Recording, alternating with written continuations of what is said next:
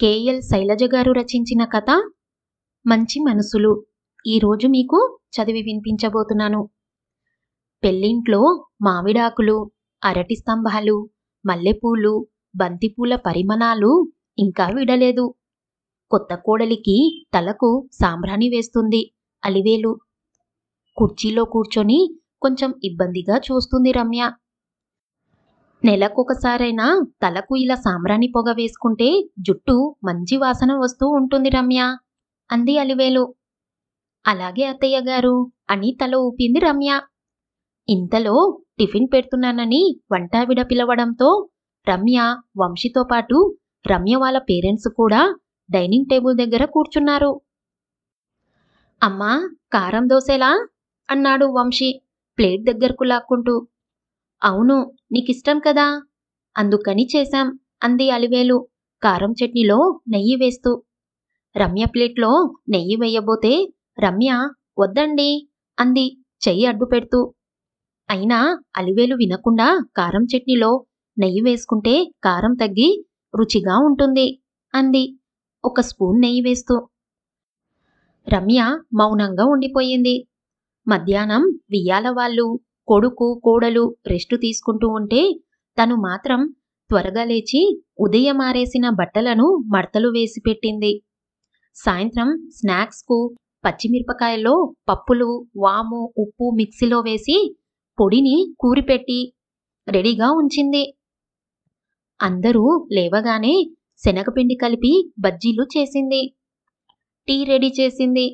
అయ్యో, నేను కూడా చేస్తానండి, మీరొక్కరే ఎందుకు చేశారత్తయ్య గారు అంది రమ్య నొచ్చుకుంటూ అత్తగారు చేసిన టీ టిఫిన్ చూసి. పర్వాలేదులే, టిఫిన్ తిని మీరు పార్కుకు వెళ్ళిరండి అంది అలివేలు తనేం కష్టపడలేదన్నట్లు. బజ్జీలు బాగున్నాయా అమ్మా అన్నాడు వంశీ. మిరపకాయలు ముందుగా కొంచెం నూనెలో వాడ్చాను వంశీ, అలా చేస్తే కారం తగ్గుతుంది. ఈసారి నువ్వు చేసినప్పుడు అలా చెయ్యి రమ్య అంది రమ్యతో. అలాగేనండి అంది రమ్య గబగబా తల ఊపుతూ. అలా ఇల్లంతా తానే అయ్యి అన్ని పనులు చేస్తున్న వియ్యాపురాలిని చూసి రమ్య వాళ్ళ అమ్మ చాలా సంతోషపడింది.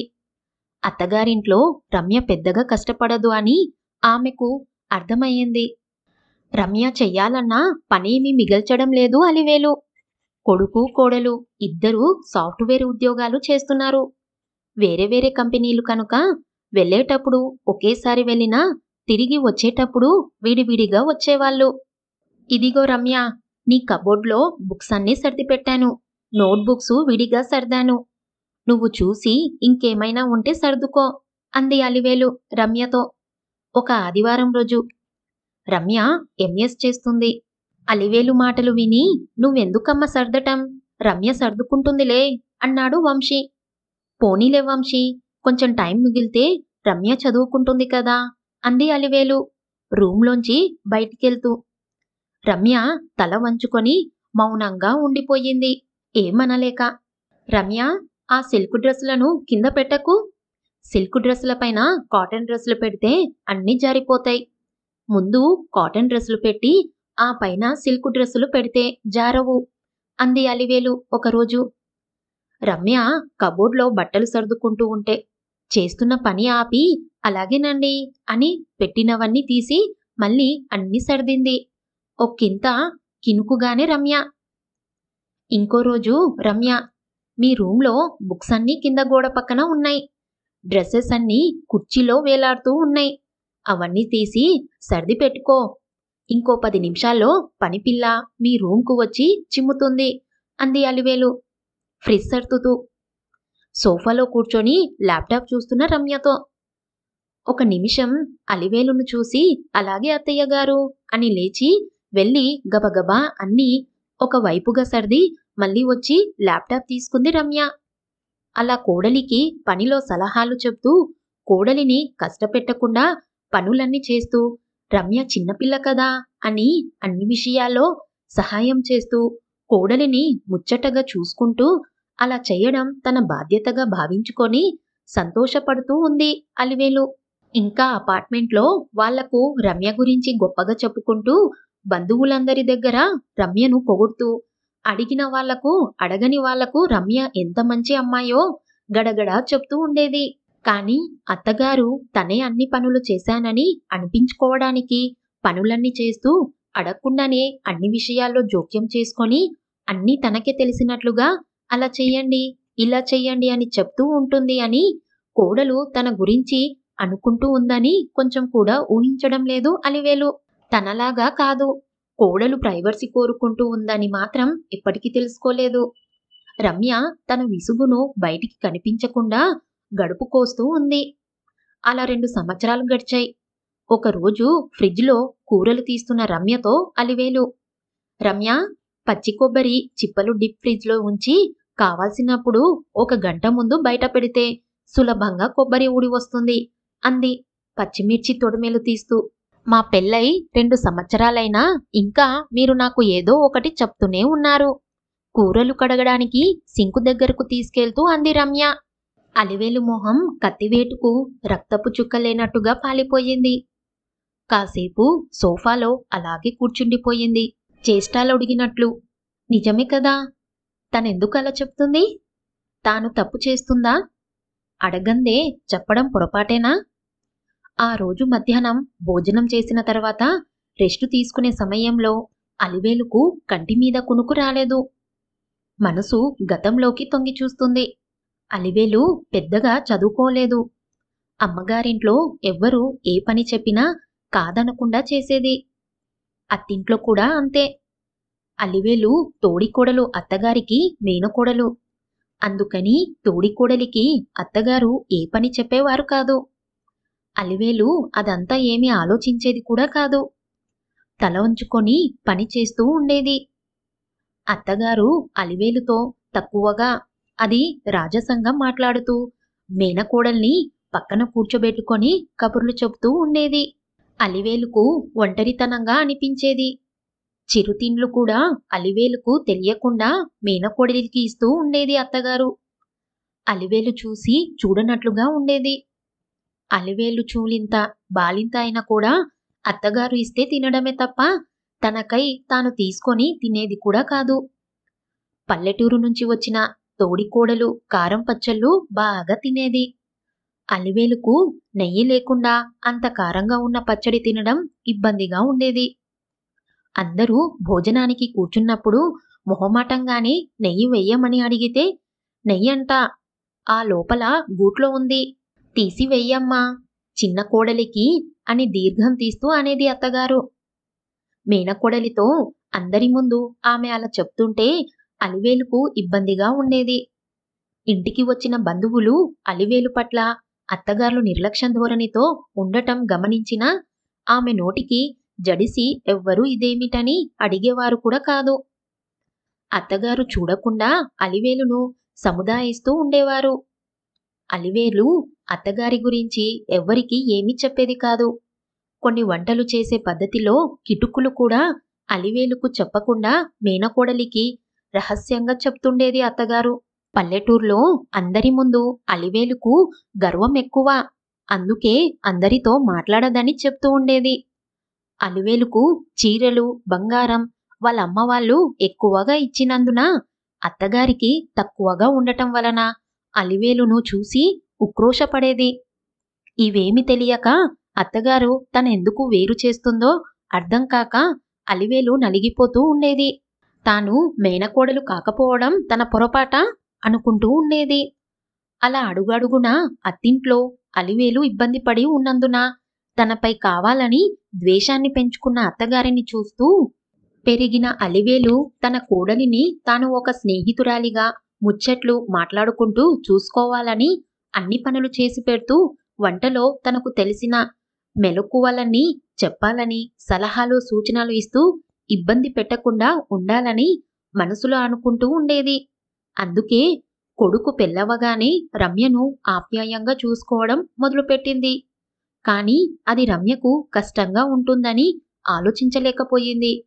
అలా చాలాసేపు ఆలోచిస్తూ కూర్చున్న అలివేలు 3 గంటలకు ఇంటికి వచ్చిన రమ్యను చూడగానే, అయ్యో, ఇంత ఎండలో వచ్చావెందుకు రమ్య? 1 గంట ఆగి రావాల్సింది అంటూ పల్చటి మజ్జిగలో నిమ్మకాయ, ఉప్పు, కొత్తిమీర వేసి తెచ్చి ఇచ్చింది. రమ్య తనను ఎదిరించి మాట్లాడింది. రమ్యను దూరంగా ఉంచాలి అని అలివేలు ఆలోచించలేదు. ఆ రోజు సాయంత్రం వచ్చిన పెద్దమ్మ కూతురు ఉమను చూసి మధ్యాహ్నం రమ్య మాటల వల్ల పడిన ఇబ్బందిని పూర్తిగా మర్చిపోయింది. మళ్ళీ మామూలుగానే పనిచేస్తూ ఉమతో బంధువులందరి సంగతులు మాట్లాడుతూ ఇంట్లో పనంతా ఇంతకు ముందులాగానే చేస్తూ ఉండిపోయింది. 2 రోజులు గడిచేసరికి ఇంట్లో పరిస్థితి అర్థమయ్యింది ఉమకు. అలివేలు రమ్యకు ఏదో ఒక సలహా చెప్తూనే ఉంది. తను గబగబా పనిచేస్తుంది. అయ్యో రమ్య, పైజామాకు ఇస్త్రీ లేదు, ఉండు 5 నిమిషాల్లో ఇస్త్రీ చేసిస్తా అంటూ స్నానానికి వెళ్ళడానికి సోఫా మీద రమ్య పెట్టుకున్న పైజామా తీసుకెళ్లి ఐరన్ చేసి తెచ్చింది. రమ్య ఉదయం వెళ్ళేటప్పుడే మధ్యాహ్నం లంచ్ బాక్స్తో పాటు సాయంత్రం స్నాక్స్కి కూడా పండ్లు లాంటివి ఏవో పెట్టి ఇస్తూ ఉంది అలివేలు. రమ్య ఒక్కో రోజు తింటుంది, ఒక్కో రోజు వెనక్కు తెచ్చేస్తుంది. అది చూసి అయ్యో తినలేదే అంటూ వాపోతున్న అలివేలును వింతంగా చూసింది ఉమ. రమ్య ఏమీ అనకుండా అలా ఒకసారి చూసి వెళ్ళిపోయింది. ఆ చూపులలో కొంచెం విసుగు కూడా ఉందా అనిపించింది ఉమకు. ఇద్దరి మధ్య ఏదో ఇబ్బంది ఉందని అనిపించింది. పాపం అలివేలు పనిచేసి కూడా నిర్లక్ష్యానికి గురవుతుందే అని బాధపడింది ఉమ. అందుకే ఆ రోజు ఉదయం కొడుకు కోడలు బయటికెళ్లిన తర్వాత అలివేలుతో, అలివేలు, ఈ విషయం తెలుసా? అనంతపురం జిల్లాలో కదిరి దగ్గర గూటిబయలులో 7 ఎకరాల్లో తిమ్మమ్మ మారిమాను ఉందంట. అది గిన్నిస్ బుక్లో కూడా ఎక్కిందంట అంది ఆశ్చర్యాన్ని వ్యక్తం చేస్తూ ఉమ. అవునా అంది ఏమాత్రం ఉత్సాహం చూపించకుండా అలివేలు. మళ్ళీ కొద్దిసేపటికి అలివేలు కోడల్ని ఎంత బాగా చూసుకుంటున్నావే అంది ఉమ. అలివేలు చిన్నగా నవ్వింది. కానీ అందులో సంతోషం కనిపించలేదు ఉమకు. ఇంతకు ముందు ఫోన్ చేసినప్పుడు కోడల్ని బాగా చూసుకుంటున్నావా అని అడిగితే తను కోడలికి ఏ పనులు ఎంత బాగా చేస్తున్నన్నది గలగలా చెప్తుండేది. ఇప్పుడు ఆమె నవ్వులో నిర్లిప్తత కనిపిస్తుంది. అలివేలు అత్తింట్లో ఎలా నిర్లక్ష్యానికి గురైందో అలివేలు చెప్పిందానికంటే ఎక్కువగానే తెలుసు ఉమకు. వీళ్ళు వెళ్ళినప్పుడు గమనిస్తూ ఉండేవాళ్ళు. వియ్యపురాల్ని ఏమీ అనలేక మౌనంగా కళ్ళనీళ్లు పెట్టుకునేది అలివేలు వాళ్ళమ్మ. ఇప్పుడు తన కోడలి దగ్గర కూడా అలివేలుకు ఇబ్బందిగానే ఉందా అనిపించింది. అందుకే అలివేలు ఇబ్బందిని కనుక్కొని ఆ ఇబ్బందిని తను కొంచెమైనా తీర్చే ప్రయత్నం చెయ్యాలనుకుంది ఉమ. నువ్వు చక్కగా చూసుకుంటున్నావు, బాగానే ఉంది. కానీ నువ్వు అలా చూస్తున్నందుకు రమ్య సంతోషపడుతుందా లేదా అని ఎప్పుడైనా గమనించావా? ఉమా మాటలు పూర్తవ్వకుండానే అలివేలు కళ్ళలో నీళ్లు తిరిగాయి. కళ్ళనీళ్లు తుడుచుకుంది గాని ఏమీ చెప్పలేదు. నువ్వేమీ చెప్పొద్దు గాని రమ్యకు ఇష్టముందా లేదా అని గమనించుకొని చేసుకో. లోపం లేని వాళ్ళు లోకంలోనే ఉండారంట. అయినా నువ్వు కూడా పెద్దదానివయ్యావు, కొంచెం రెస్టు తీసుకుంటూ ఉండు. వాళ్లకు ఏదైనా అవసరమై అడిగితే కాదనకుండా చెప్పు. అంతవరకు చాలు కదా, వాళ్లను ఇబ్బంది పెట్టకు. అలివేలు భుజం మీద చెయ్యి వేసి అనునయంగా అంది ఉమ. అవును, అలాగే చెయ్యాలి అన్నట్లు నెమ్మదిగా తల ఊపింది అలివేలు. ఆ రోజు సాయంత్రం రమ్య దగ్గరకు వెళ్ళి మాటల మధ్యలో, రమ్య, అలివేలు నువ్వు అడిగినా అడక్కున్నా, నువ్వు విన్నా విన్నకున్నా ఏదో ఒకటి చెప్తూనే ఉంటుంది. నీకు విసుగ్గా లేదా అంది నవ్వుతూ ఉమ. రమ్య ఒక నిమిషం ఉమా వైపు చూసి చిన్నగా నవ్వింది కానీ ఏమీ చెప్పలేదు.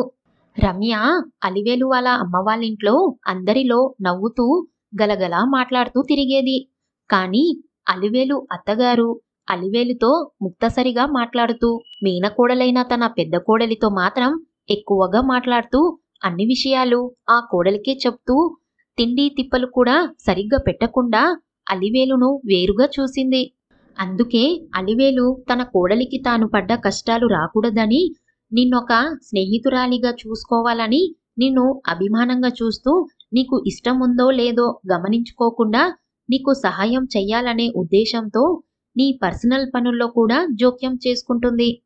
అంతేగాని నిన్ను అదుపులో పెట్టాలని కాదు. తాను చెయ్యకుంటే ఎలా అనుకుంటుందే గాని అలా చేయడం వల్ల తనను అలుసుగా చూస్తున్నారని గాని, నువ్వు ఇబ్బంది పడుతున్నావని గాని తను గమనించుకోవడం లేదు. నువ్వు పని చేసే అవసరం లేదు కానీ అలివేలును నిర్లక్ష్యం చెయ్యకు. అదెవరికీ చెప్పుకోదు. మనమే గమనించుకోవాలి అని చెప్తూ కళ్ళు తుడుచుకుంది ఉమ. ఆమె మాటలు పూర్తయ్యేపటికి రమ్యకు విషయం నెమ్మదిగా అర్థమైంది. సారీ అత్తయ్య, మా అత్తయ్య ఎప్పుడు ఏదో ఒకటి చెప్తూనే ఉంటారని అనుకున్నాను గాని ఇలా ఒంటరితనం పోగొట్టుకోవడానికని అనుకోలేదు. మొన్న అత్తయ్యను విసుక్కున్నాను కూడా. ఎప్పుడు ఏదో ఒక సలహా ఇస్తూ ఉంటారని ఎంత బాధపడ్డారో కదా. మొదట్నుంచి నేను కూడా కొంచెం ఫ్రెండ్లీగా ఉండాల్సింది. ఇక మీదట అత్తయ్యను నేను సంతోషంగా ఉంచుతాను. మీరు దిగులు పడొద్దు అంటూ ఉమ చేతి మీద చెయ్యి వేసింది రమ్య. సరేనా అన్నట్లు. కొద్దిసేపటికి ఇద్దరూ తేరుకున్నారు. ఆ రోజు రాత్రి వంట చేసేటప్పుడు ఎర్రగడ్డల బుట్ట చూసిన అలివేలు, అయ్యో, ఒక గడ్డ చెడిపోయిందిందులో.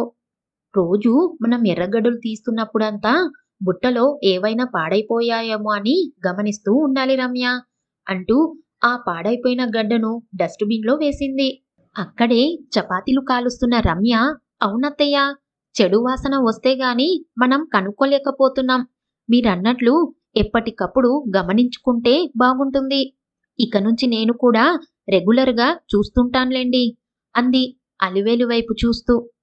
రమ్య మాటలకు అలివేలు ముందు ఆశ్చర్యపోయింది. తరువాత సంతోషపడింది. రమ్య కలుపుగోలుగా మాట్లాడటం చూసి ఇదంతా చూస్తున్న ఉమ, అమ్మయ్య, వీళ్ళ మంచి మనసుల్లో అరమరికలు లేకుండా చెయ్యగలిగాను అనుకుంది తేలికపడిన మనసుతో.